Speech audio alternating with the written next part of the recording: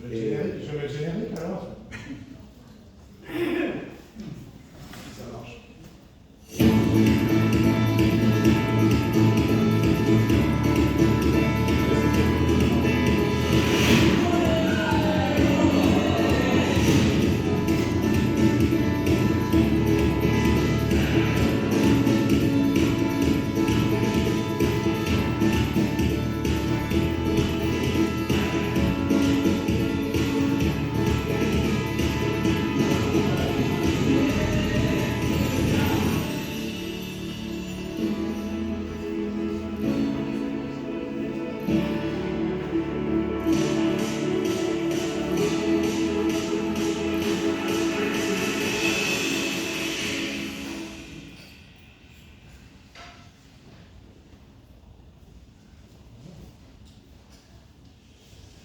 Chers amis, bienvenue pour ce culte des jeunes. Bienvenue aux jeunes, on en a quelques-uns, c'est un vrai plaisir de vous voir.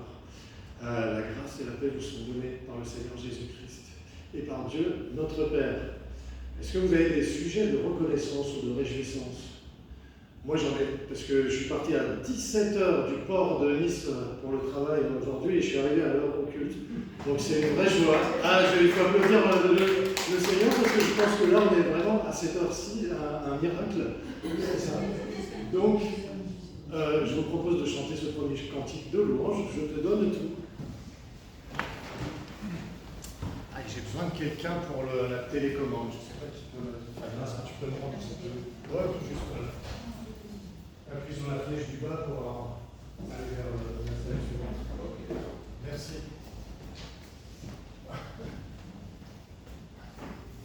On peut faire un vrai. En ré. Alors c'est vrai qu'on le chante souvent avec le groupe des jeunes. Avec les moins jeunes, on le connaît moins bien, mais je pense que vous allez arriver à suivre. On l'a fait 2-3 fois.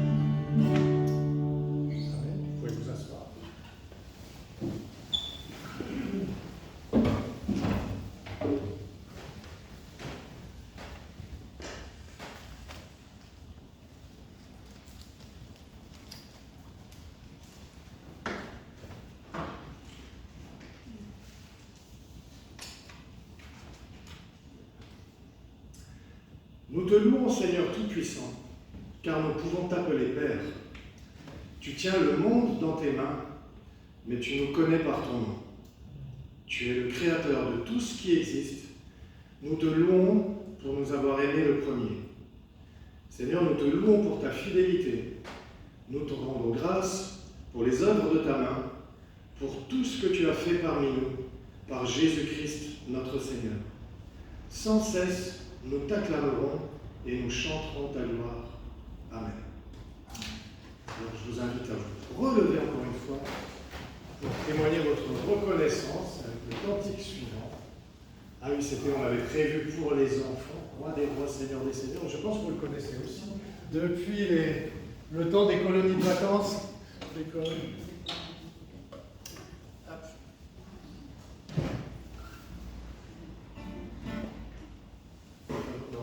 Solo, ok.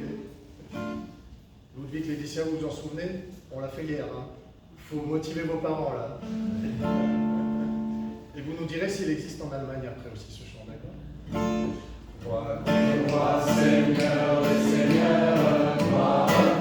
Alléluia. Roi des rois, Seigneur des seigneurs, gloire. Alléluia. Jésus, passe miséricorde. Alléluia. Jésus, passe miséricorde. Alléluia. Un petit peu plus vite. Roi des rois, Seigneur des seigneurs, gloire. Alléluia. Roi des rois, Seigneur des seigneurs, gloire. Alléluia. Jésus, grâce et miséricorde. Alléluia. Jésus, grâce et miséricorde. Alléluia. Roi des rois, Seigneur des seigneurs, gloire. Alléluia. Roi des rois, Seigneur des seigneurs, gloire. Alléluia. Jésus, grâce et miséricorde. Alléluia. Jésus, grâce et miséricorde. Alléluia. Amen. Très bien, tu peux passer la suite. Vous pouvez vous asseoir. Cette main nous représente toi et moi, ta vie et la mienne. Ce livre représente ce qu'on a fait de mal, les péchés qui créent une barrière entre Dieu et nous. Cette main représente Jésus. Jésus n'a rien fait de mal. Il a vécu une vie sans péché. Il n'a donc aucune barrière entre son Père céleste et nous. Il y a un verset dans l'Ancien Testament qui prophétise la mort de Jésus. Nous étions tous errants comme des brebis. Chacun suivait sa propre voie. Et ensuite, il a dit, le Seigneur lui a fait subir les conséquences de nos fautes à tous. Sur la croix, Jésus a porté vos péchés et les miens. Le résultat pour nous, on est libre d'avoir une relation avec Dieu. Il était une fois deux petits garçons qui étaient les meilleurs amis. Ils jouaient ensemble, allaient à l'école ensemble. Ils étaient même à l'université ensemble. Ils étaient inséparables, jusqu'à ce que leur carrière prenne des directions très différentes. L'un devint avocat, l'autre criminel. Alors que le premier fut promu juge, l'autre s'enfonça dans une vie de criminel. Un jour, il fut attrapé et mis en procès. Le jour fatidique arriva, et il se retrouva nez à nez avec son ancien meilleur ami, le juge. Celui-ci faisait face à un dilemme. Il aimait son ami, mais devait rendre justice. Il choisit alors la sanction appropriée au crime. Il s'agissait d'une lourde amende. Une amende que son ami ne pourrait en aucun cas payer. Puis, le juge retira sa robe, descendit de l'estrade, alla voir son ami, et lui signa un chèque du montant de l'amende, afin de la payer lui-même. Ce que Jésus a fait pour nous est encore plus stupéfiant que ce qu'a fait le juge pour son ami. La dette était bien plus grande, c'était celle du péché. Et l'amour dont il a fait preuve était bien plus grand, parce que ça lui a coûté la vie. Et le résultat est encore plus conséquent. Le pardon total est devenu accessible à toi et moi. Dieu est mort pour toi, et par la croix, tu es invité à une relation avec Dieu. Quand j'ai compris tout ça, quand je l'ai vécu, ça a complètement changé ma vie. Et ça peut aussi changer la tienne.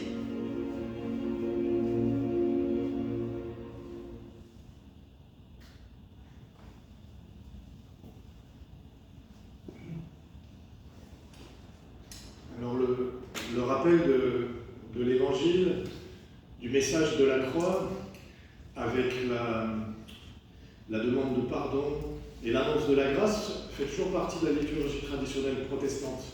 On le rappelle, on a cela à chaque culte. Et on a trouvé dans ces cultes pour les jeunes intéressant d'intégrer cette dimension-là aussi. C'est pour ça qu'on s'applique à chaque vendredi, une fois par mois, lors du culte des jeunes, à présenter sous des formes variées le message de la croix, à rappeler les bases de l'évangile. Et Fabien, si tu peux juste mettre là, celui-là. Alors voilà comment Dieu a manifesté son amour, tout simplement. Il a envoyé son Fils unique dans le monde afin que par lui, nous ayons la vie. Je vous invite à prier. Seigneur Dieu notre Père, je reconnais que je suis pécheur. Je ne suis pas digne de ton amour. Et pourtant tu m'aimes, toi le Dieu Tout-Puissant, le Créateur des cieux et de la terre. Alors je veux te dire merci, Dieu d'Abraham, d'Isaac et de Jacob, Dieu de chacun de nous ici et maintenant.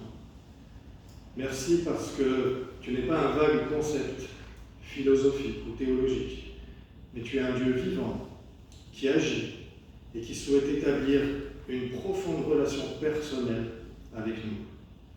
Tu es venu à notre rencontre en Jésus-Christ, au plus proche de nous, né du ventre d'une femme sur la paille d'une mangeoire.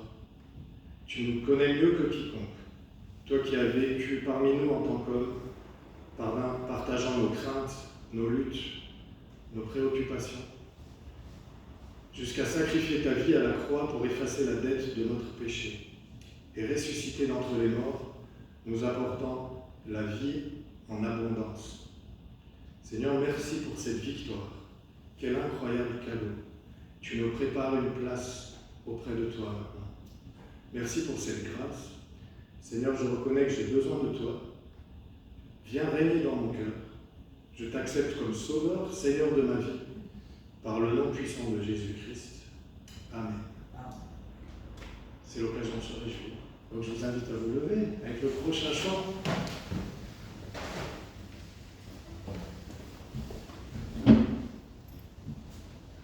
Enfin, on est toujours un peu en question des tonalités. Vous vous souvenez de celui-là? Oui. Comment ne pas te louer? Comment ne pas te louer? Comment ne pas te louer? Seigneur Jésus, comment ne pas te louer?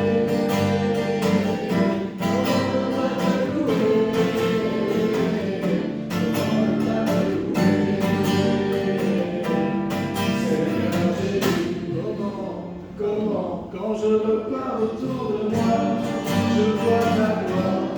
Seigneur Jésus, je te bénis, comment ne pas te louer.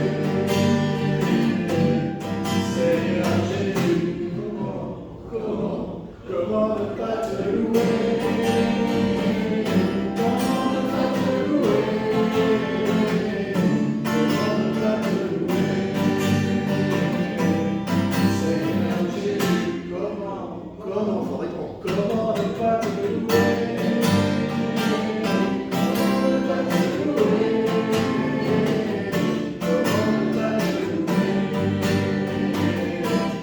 Seigneur Jésus, merci. Quand je regarde autour de moi, la suite sera bien, je vois mes frères. Alors on va recommencer. Fabien, excuse-moi. Quand je regarde autour de moi, je vois Fabien. Seigneur Jésus, merci pour lui. Comment ne pas te louer? Seigneur Jésus, comment ne pas te louer? Comment ne pas te louer?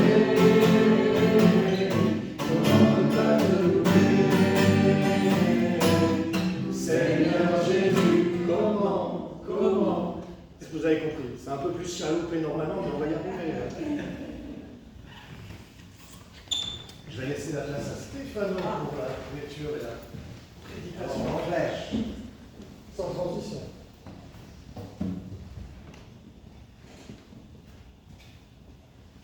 Ah, Robert, pardon. Donc c'est le psaume 103, les versets 1 à 11. De David, mon âme, bénis l'Éternel. Que tout ce qui est en moi bénisse son saint nom. Mon âme, bénis l'Éternel. N'oublie aucun de ses bienfaits. C'est lui qui pardonne toutes tes iniquités, qui guérit toutes tes maladies. C'est lui qui délivre ta vie de la fosse, qui te couronne de bonté et de miséricorde. C'est lui qui rassasie de bien ta vieillesse, qui te fait rajeunir comme l'aigle. L'Éternel fait justice, il fait droit à tous les opprimés. Il a manifesté ses voies à Moïse, ses œuvres aux enfants d'Israël. L'Éternel est miséricordieux et compatissant, lent à la colère, riche en bonté. Il ne conteste pas sans cesse, il ne garde pas sa colère toujours. Il ne nous traite pas selon nos péchés, il ne nous punit pas selon nos iniquités.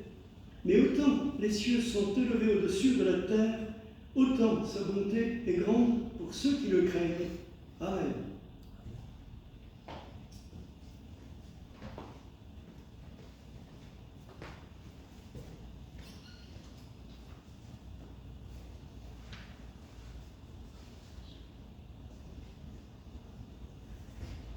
Seigneur, nous te rendons grâce, tu nous rassembles aujourd'hui dans ce lieu de culte, de joie, de fraternité. Que ce culte soit pour nous tous un temps de halte et de joie, un temps de prière et d'espérance. Au nom du Christ, Amen. Chers frères et sœurs, effectivement, le texte que Robert a lu voulait poursuivre un peu la louange. Mais ce que je vais vous proposer ce soir n'est pas forcément lié au texte que nous avons lu, mais c'est un clin d'œil à plusieurs textes. Il faut enfin rendre à César ce qui est à César, ou être fort comme Samson, et même le crier sur les toits, ou ne pas baisser les bras. Un grand nombre d'expressions que nous employons tous les jours, et cela sans forcément nous en douter, viennent de la Bible. Vieux comme Mathusalem. Il y en a pour toutes les circonstances, que l'on vive en calvaire, que l'on pleure comme une Madeleine, que l'on soit au 7e ciel, ou même au jardin d'Éden. Nous allons découvrir, lors d'un cycle de 2 ou 3 cultes, si Fred est d'accord, que des expressions courantes, comme être vieux comme Mathusalem ou prendre une année sabbatique, ont leur origine dans la Bible. Que signifie l'expression baisser les bras? Qu'est-ce que ça signifie?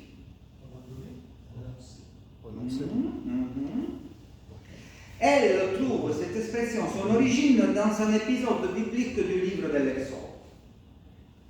Lorsque les Hébreux, réduits en esclavage depuis 4 siècles, quittent enfin l'Égypte, ils font halte dans la cité de Rephidim, dernière étape de leur exode avant la traversée du désert du Sinaï. C'est à cet endroit qu'Amalek, le chef d'une tribu nomade, les attaque subitement. Moïse ordonne aussitôt à son compagnon Josué de choisir les hommes qui iront au combat. Puis il se poste sur une colline surplombant le champ de bataille.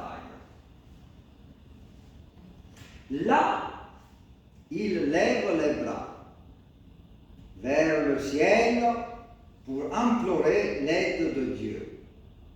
C'est alors que se passe un véritable prodige. tant qu'il garde les bras levés, les Hébreux l'emportent. Mais dès qu'il les baisse, Amalek prend le dessus. Malgré tous ses efforts, Moïse finit par être si fatigué. Essayez-vous, hein? Moi, à 55 ans, les hommes, je pensais que j'étais déjà mal. Hein? Donc, Moïse finit par être si fatigué que ses bras restent ballants le long de son corps. Alors, son frère Aaron et son compagnon Hur vont à son secours et soutiennent ses bras. C'est-à-dire Aaron de ce côté et Hur de ce côté. Et le texte biblique dit aussi qu'ils le font s'asseoir.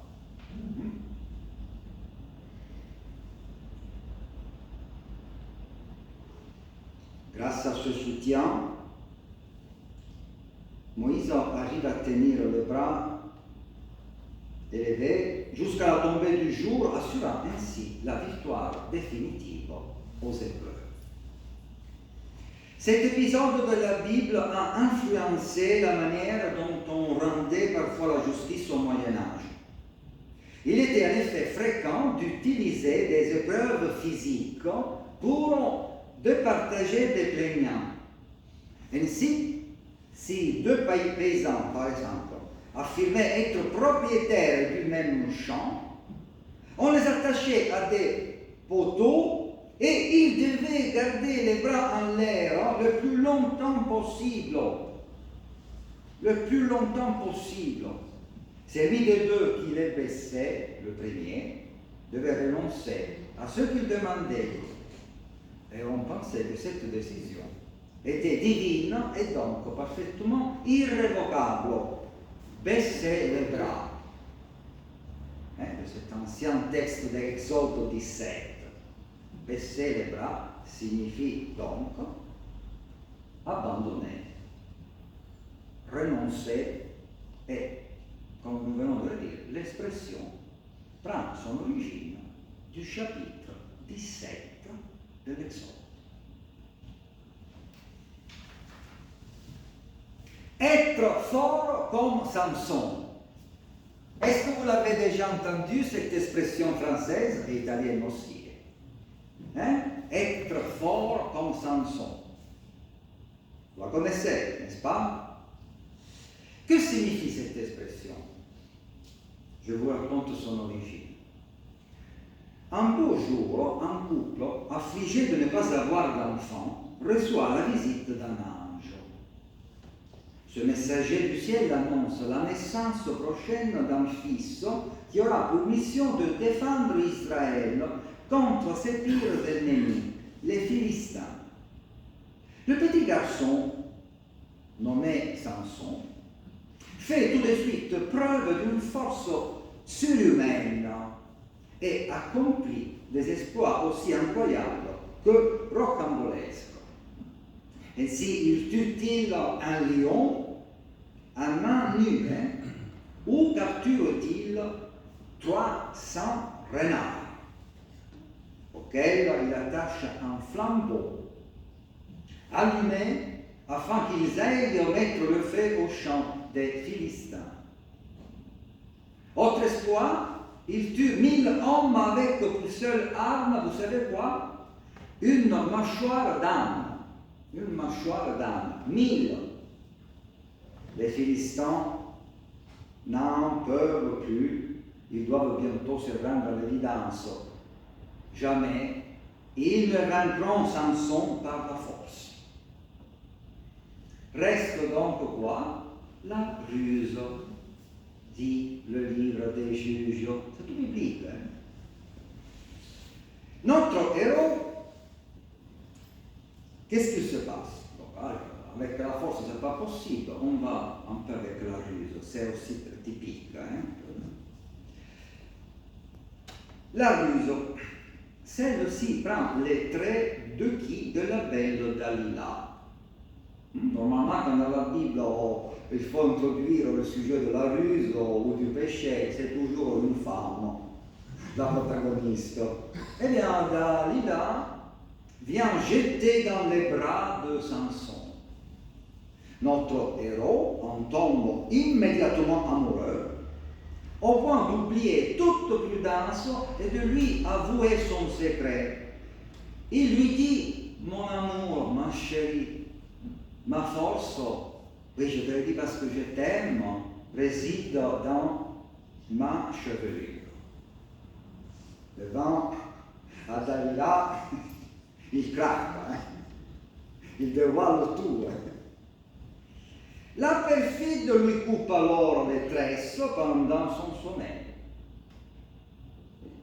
Et Samson est aussitôt fait prisonnier par ses ennemis qui lui crèvent les yeux. Quelque temps plus tard, ces derniers le sortent de son cachot pour l'exhiber devant la foule à l'occasion d'une grande fête. Mais ils n'ont pas remarqué que durant sa captivité, sa chevelure a commencé à repousser. Et donc aussi sa force. Mais personne ne le comprend.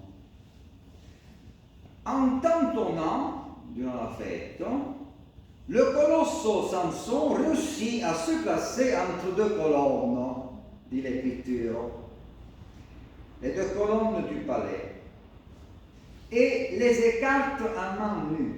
Vous vous souvenez du temps de l'école biblique, hein? L'édifice s'effondre aussitôt et, au sacrifice de sa vie, Samson parvient à faire périr plusieurs milliers de Philistins.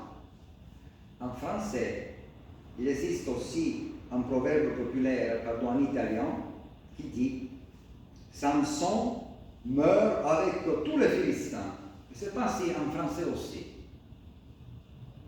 En italien, oui, pour désigner quelqu'un qui, plutôt que de perdre seul, est prêt à détruire tout et tout le monde. Alors, que signifie l'expression être fort comme Samson? Point d'interrogation.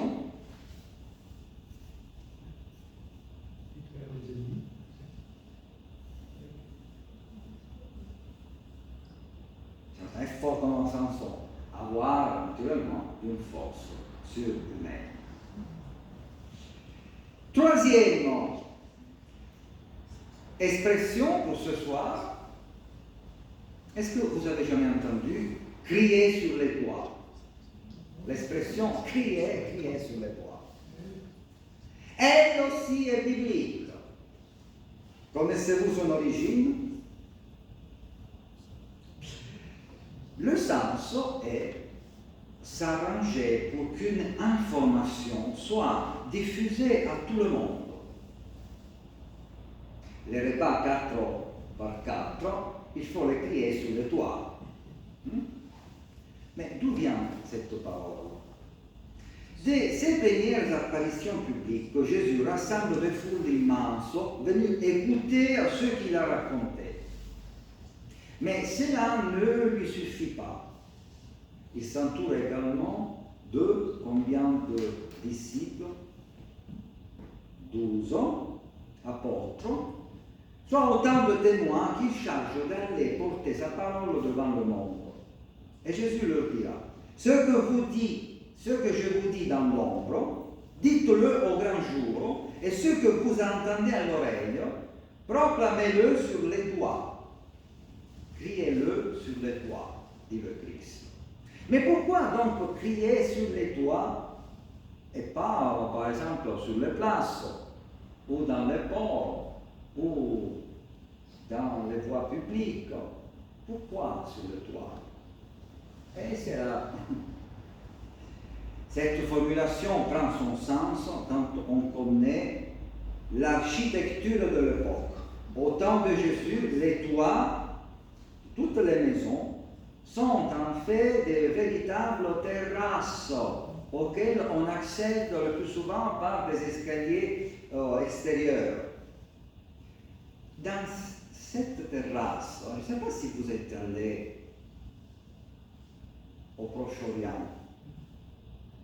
Pensez à mais encore aujourd'hui, les terrasses sont lieux de vie sociale. C'est là qu'on prend le frais compris, qu'on fait sécher les légumes,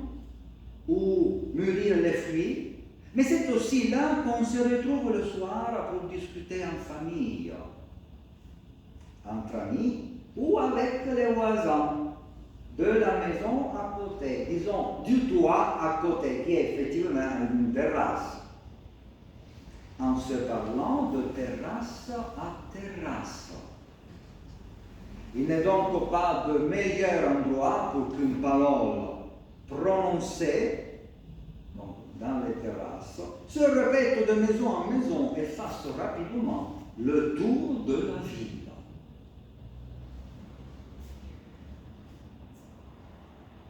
Voici les toits, il y en a 10 dans un extraordinaire livre que j'ai reçu par un couple que je marié il n'y a pas très longtemps. La prochaine fois, on verra tous les autres un peu.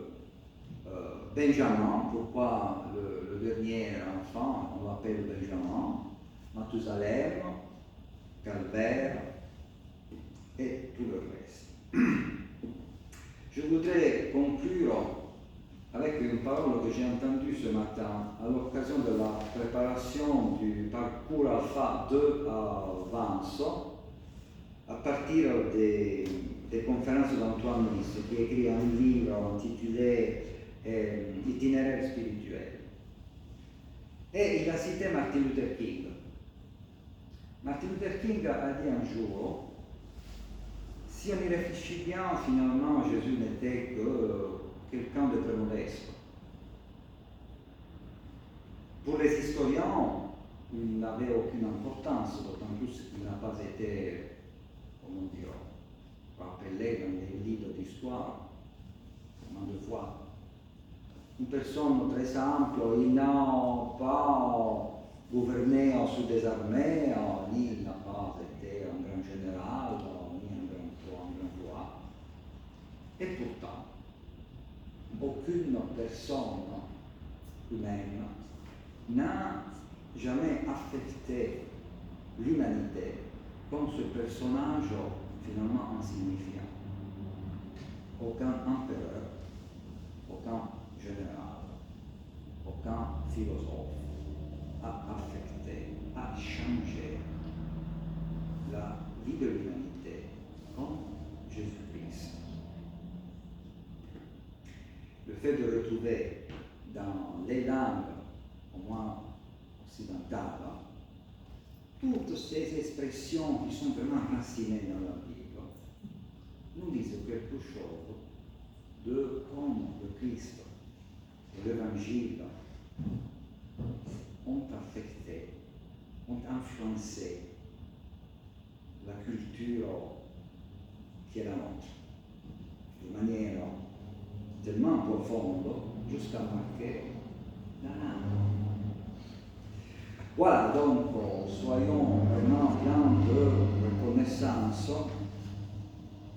pour le fait que ce grand personnage qui est notre Seigneur a croisé un jour notre vie et l'a changé et l'a renouvelé.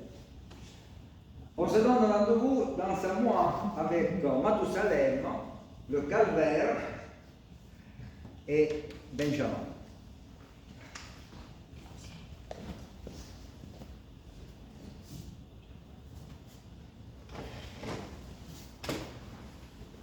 Je vous invite à chanter Mon entrée ma bonne. Oui, vous l'avez.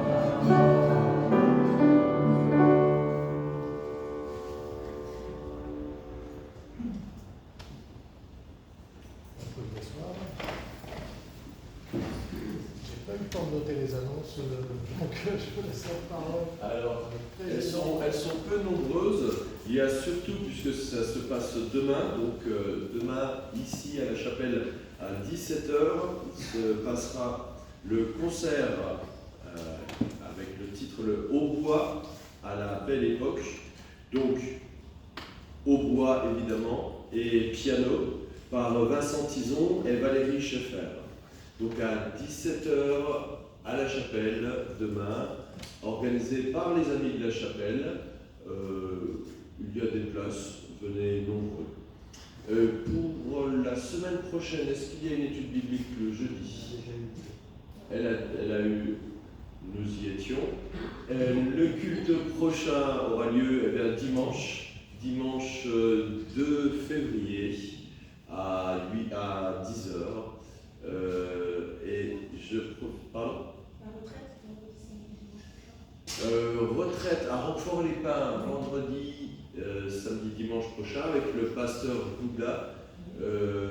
Contactez donc Stéphano pour les réservations au cas où.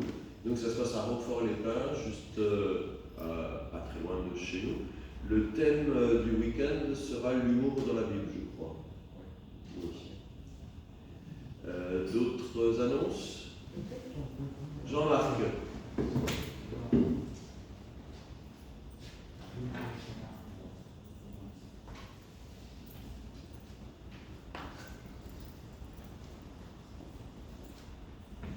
Bonsoir tout le monde. Jeudi prochain, il n'y aura pas d'études bibliques, mais la salle Angès sera mise à disposition de la Fondation de Nice. La Fondation de Nice, qui est la délégation de services publics du conseil départemental et qui s'occupe des demandes d'asile, de réfugiés. Alors, sur Grasse, il y a beaucoup de familles, on ne les connaît pas, voilà, toutes. Elles-mêmes ne se connaissent pas, elles se rencontrent à bras ouverts, distribution alimentaire. Le but, c'est de rassembler ces personnes, qu'elles se connaissent, passer un moment convivial, de répit, et d'entraide, on offre le goûter. Enfin, le goûter, ça va être le repas. Il y a au moins 20 personnes. Et voilà. Donc ça, c'est pour le 30. La semaine d'après, le mercredi 4, on fera pareil avec les enfants. Voilà. Donc là, je pense qu'on aura du monde aussi. Et voilà, ça rentre entièrement dans nos actions diaconales. Et puis, ces personnes reçoivent du gouvernement français, mais de travers les collectivités. Hein. Et ils sont en attente, ils veulent aussi, eux, nous donner. Et on a trouvé avec Isabelle et d'autres personnes, ils vont nous faire la cuisine. C'est-à-dire on va acheter la matière première et puis eux donc à partager. Voilà. Voilà, donc je vous en dirai un peu plus. Donc on travaille avec la Fondation de Nice, des éducatrices, de travailleuses socio-juridiques, voilà, qui les gèrent. Voilà. Merci. Merci.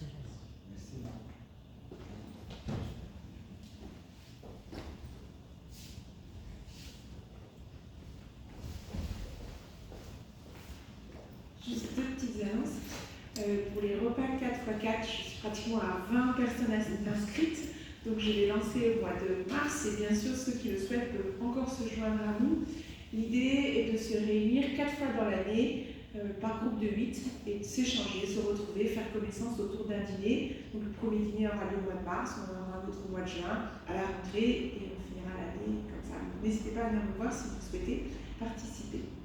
Autre chose, le 1er mars, on est invité à tous se retrouver pour une journée régionale qui se passera à Saint-Marie.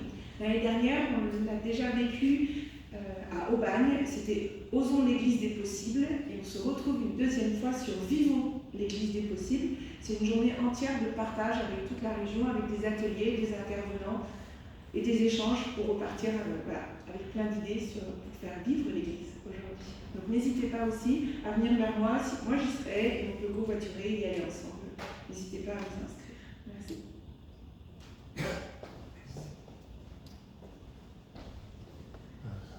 C'est le moment de l'offrande, je pense.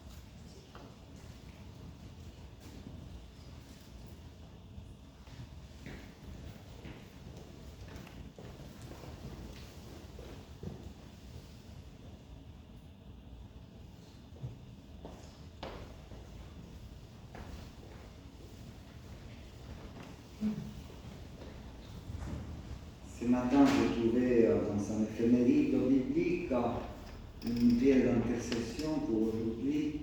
Je voudrais la partager avec vous.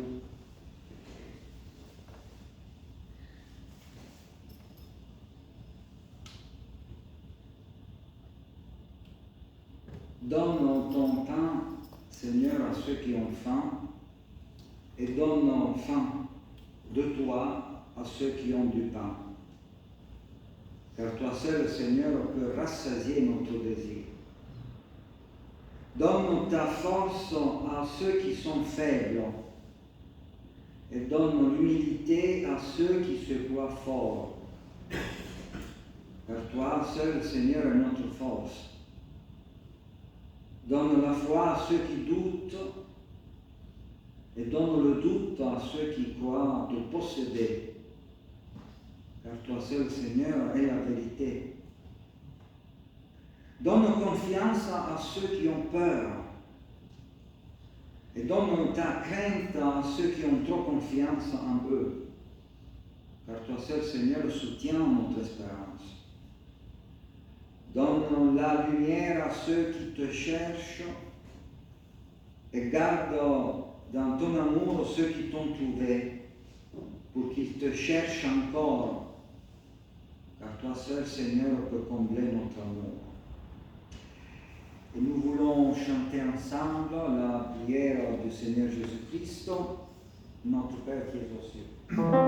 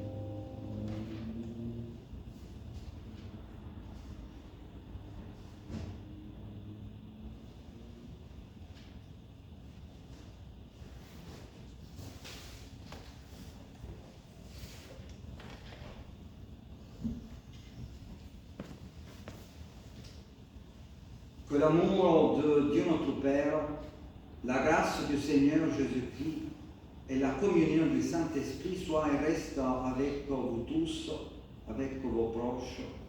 Le Seigneur de l'espérance nous accompagne, nous guide, nous bénit. Amen. Amen. Bon week-end à vous tous et à toutes et merci, Merci frère. Stéphane. Merci les gens.